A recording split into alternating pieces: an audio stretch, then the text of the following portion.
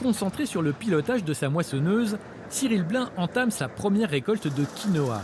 En pleine découverte de sa nouvelle culture, il arrête souvent son engin pour veiller aux graines. Donc là, je regarde un petit peu le pourcentage de graines par rapport aux impuretés. Ça a l'air correct.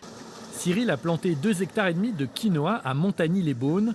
La culture du quinoa en bio est plus difficile, mais pour Cyril, cela en vaut la peine. À 8 500 € la tonne, le quinoa rapporte 10 fois plus que du blé. Aujourd'hui, on a du mal avec les conditions climatiques à trouver nos plantes habituelles.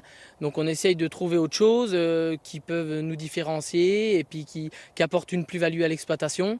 Et puis en même temps une motivation qu'on ne connaît pas, puisque la technique on ne la connaît pas, la plante on ne la connaît pas.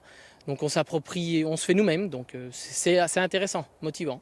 Planté sur la cordillère des Andes depuis 7000 ans, le quinoa est seulement cultivé en France depuis une dizaine d'années, principalement en Anjou. Alors un quinoa 100% bourguignon aiguise forcément les appétits. Ami de Cyril, ce restaurateur de Volnay l'a encouragé à se lancer, impatient de pouvoir en proposer à ses clients. Goûter l'assaisonnement. Vous pouvez remplacer les pâtes par la quinoa. Si vous pouvez mettre les quinoa dans des bouillons, dans des soupes. Vous pouvez faire, avec la farine de quinoa, vous pouvez faire des desserts, ce qui est très intéressant, parce que c'est zéro gluten, c'est riche en fibres, ça module la glycémie, il y a 8 acides aminés essentiels, qui n'est pas rien, qu'on ne trouve pas dans les céréales complètes, même dans les céréales complètes, donc je trouve que c'est quelque chose qui est très très riche.